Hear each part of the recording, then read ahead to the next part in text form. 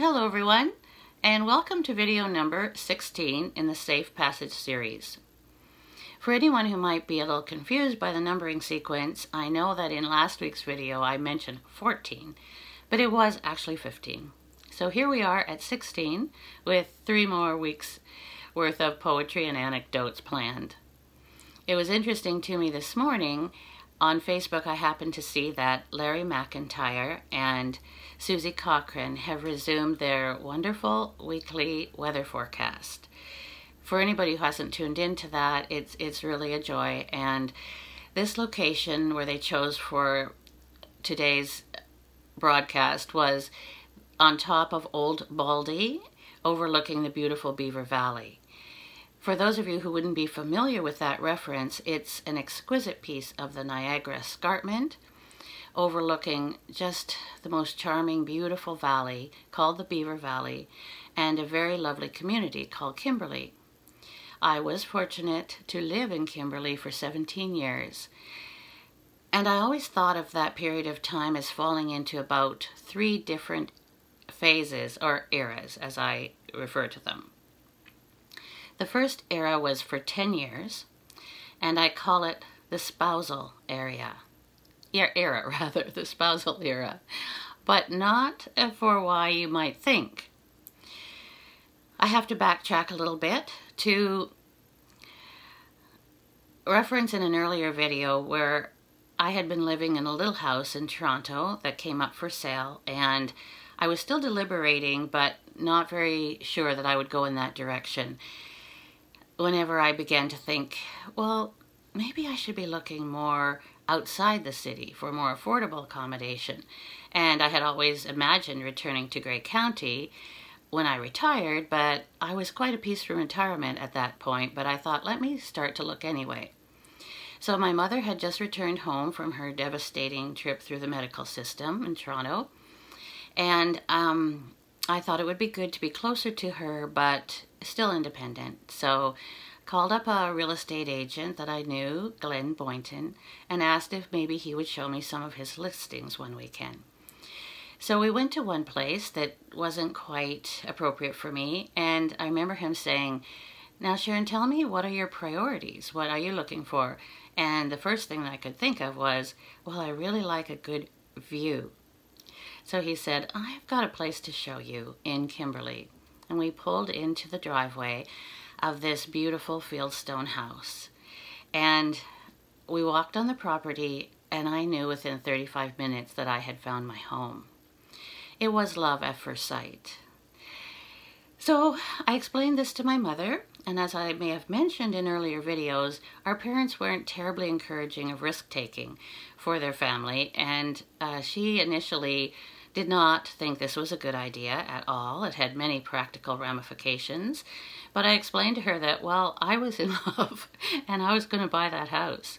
And amongst her arguments, she made the plea that, Sharon, you can't marry a house. And of course she was right, but I started to think about that concept of marriage. And although it's only through observation I can surmise this, but it does seem to me that one of the criteria in a marriage is that you overlook one another's little flaws. It's unconditional acceptance. And that was true about myself and my place called Shalamar. It was SHA for Sharon, LA for the Law of Shangri-La, from that beautiful story of Lost Horizon, and MAR in memory of my mother and also my dear Aunt Margaret. So it was Shalamar. And I knew before I bought it that I'd better have it inspected. I've heard that that's a good idea. And a significant other for me for many years in Toronto happened to be quite an expert in that area. He bought older places and renovated them and then sold them or kept them and rented them. So I asked David if he would come up, and he did, and he was doing his inspection while I was twiddling my fingers thinking, please don't find anything too wrong with this house because I know I'm going to buy it anyway. And fortunately he said to me, that this is a very well built house, Sharon, and I knew it would be because it was built by a very respected builder named D.L. Weber, and I knew it had only been ever in one family, built for one of D.L. Weber's sons, Ted Weber, and his wife, and that their daughter, Sonia, had lived there, and I knew that that would give it a wonderful energy, which it did. Thank you, Sonia. And he said, but the only thing is, it may take on water under certain conditions in the basement. And he was right. Shortly after my occupancy there, one February night, I was practically hydroplaning down Grey Road 13 into the valley because we had an early melt and heavy rains. And I thought before going to bed, maybe I should just check the basement. And I walked down steps into water deeper than my ankles. But fortunately, across the road was a wonderful construction manager named Tony Ament. And Tony just went from house to house in the valley that night, helping everybody to bail out their basements. And fortunately, I understand now that that problem is corrected by its current owner. So that's a nice thought, that there's no longer a little river running through it from time to time. But that was just one small imperfection that was very much overweighed by the joy of all the other aspects of that home and that property. The stone immediately caught my attention, and I discovered that the stonemason who had put that exterior on that house had worked for 4 summers. He was so selective of the stones that he used. And I was in la la land there really for a number of years, but very quickly it became clear to me that a little extra income might help because of how expensive it is to maintain a home, especially under the situation that I was living, where I was commuting a lot, and it was just necessary to bring in some extra money. So I thought, well, another part of being in a marriage is that you help one another when trouble comes, or you just help people get through the rough patches so that you can enjoy the good times. And so I'm looking at my house and wondering what we could do together to bring in extra money. And fortunately, it was in a tourist area, and I could see income potential from doing something like a bed and breakfast. So I started that for a little while. It's always a very charming concept until you begin it and realize it's a lot of work, especially, for someone not actually living there and having all these other responsibilities. So it wasn't long before I thought, no, I need a bed and make your own damn breakfast. So I went upstairs one day and I thought it would be okay to turn this level into an independent guest suite, and then people could take care of themselves and I'll live in the other part. And fortunately, Tony was able to accommodate that. But I was just in the planning stage. It had just come an idea to me, and I thought, I'm going to put an ad in the paper and just see if anybody would even be interested in such a thing, because at the time I thought I would just do that for the summer when I would be always on the premises. So I put the ad in the paper, and very early on that Saturday, I got a call from a gentleman who had lived in Orangeville, Ontario, but he was now residing in South Carolina. And he thought he'd like to come back to this area for the summer and do some golfing. So he was looking for a cozy cottage in a way. But I explained to him what I would have to offer, and he seemed quite interested. And he said, actually, I'm in the area this weekend, and I wonder if I could come and see it. So I had to explain that, well, it's not quite made yet, but it will be ready by the summer. So he said, that's okay. I have a good imagination. I just want to see where you live. And so we set that up. So this poem resulted from the fact that over the summer I realized he was a good singer of ballads. And I wrote this poem for him just to thank him for being such a wonderful tenant. And unbeknownst to me, he set it to music. And the last night he was there, we had a little gathering with neighbors, and he sung this back to me. So I will just share it with you as a poem. It's called The Tale of the Upstairs Tenant. It was on a Sunday morning spring in a little village town that a deal was struck, a bargain made on a place to settle down. "I'll just need it for the summer, please," the gentleman proclaimed, while his eyes surveyed apartment plans for an apartment yet unmade. Oh, he could well imagine how the place would next appear when the walls were gone and a kitchen hung in this house that seemed so dear. "She looks to be an honest sort," he thought as he bade farewell. "I'll see you in the summer, lass, and I've lots of tales to tell. Don't worry if the work's not done by the time that I come back. I know the challenge builders face to keep themselves on track.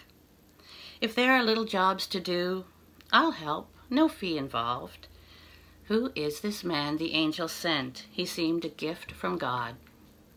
Her little house called Shalamar could surely now survive. With help to pay the mortgage costs, her dream could stay alive. She tightly clasped the stranger's hand, tears carefully disguised, and the work began with a building plan before her very eyes. And by the occupancy date, as destiny would find, her place transformed to accommodate a tenant oh so kind.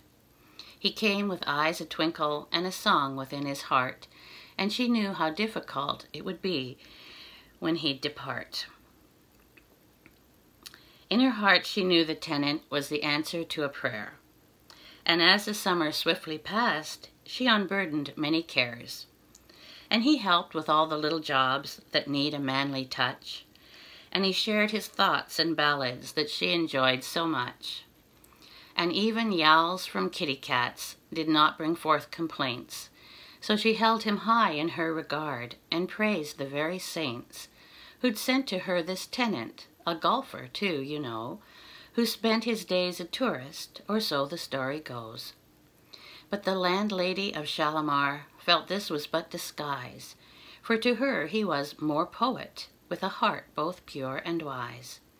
It seemed to her most fitting that he should live upstairs, closer to the very stars that listened to her prayers, a little closer to those very stars that listened to her prayers. So Harry was a great tenant, and over those few years on my own, I was fortunate that my family could rent that in the wintertime part of the house for their ski adventures, and those walls certainly do hold the echo of all of our laughter. And during that time, I had quite a few matchmaking attempts on my behalf, and one of them came from a former teacher of mine, Mrs. Lloyd Partridge, and her name was Marg Partridge. And she had been my teacher for a period of time in grade 7, and we'd stayed in touch over all those years because she also enjoyed poetry, and she was a good poet. And I'm so pleased that before she passed away a few years ago, she contributed some of her poetry to the anthology Grey with a Silver Lining that I was privileged to edit during my time as Poet Laureate for Grey Highlands. But she called me up one day and she said, "Sharon, I have the perfect man for you to meet, and I want you to have a fresh homemade pie ready for him." Now, for anybody who knows me, you would have had to stifle a laugh as well, because you know that I'm not a big fan of the kitchen. I consider it a dangerous place, full of fire and knives, and I do hold in high regard people that create their masterpieces there, because it's a truly artistic endeavor to create and bake, and it's just not my canvas. So I had to assure her that I felt it would be gross misrepresentation on my part to present a pie as a type of hopeful dowry to a perfect stranger. So she, I'm sure, was crestfallen, but she did arrange the meeting. And I was so amused at the image of that possibility that later that day I composed this poem called Choices. And I offer it to you just as a reminder that we all have our priorities when we do make our choices. I meant to bake a pie today, but the sunshine called my name, saying, "Meet me at the water's edge. I know a great old game. where I throw down light as diamonds that play tag across the bay, and you marvel at the pretty stones that glitter as I play. I meant to bake a pie today, but the garden beckoned me to a secret world where soft green leaves implored my eyes to see each summer's masterpiece where mysteries abound, with the hint of changes soon to come upon their hallowed ground. I meant to bake a pie today, but the cats climbed up to say, "A little more attention, please. Remember, seize the day." Their knowing eyes watch carefully as the precious moments flee, for soon my work will claim again its own priority. I meant to bake a pie today, but the berries seem to say, "We look just fine on ice cream, please. Why bury us away between blankets made of pastry when our garnet juice should be cascading down vanilla slopes to pools of ecstasy?" I meant to bake a pie today, but the moments slipped away through the hourglass of memory to the realm of yesterday. So if you come to visit me, you really ought to know there'll be no homemade goodies to set your mouth aglow. But you will find my heart at peace from beating to a drummer who knows how quickly thoughts get lost on the misty path of summer. So we did meet, that gentleman and I, but we quickly both discerned that there wouldn't be a pie sweet enough in any bakery to whet the romantic appetite on our behalf. So I lived there very cheerfully on my own for 10 years. And I think another part of marriage would be that you want to spend as much time as possible together. And that was certainly true for me. It was worth the long commute just to be in the embrace of that home for however long I could be there and to take care of it as best I could. So in the next 2 videos, I'm going to tell you about the friendship era and the parent-child era that evolved as time went on. And I wish you a good week. I hope that you're safe and well and enjoying this summer, and I look forward to connecting with you again next week. Goodbye, everyone.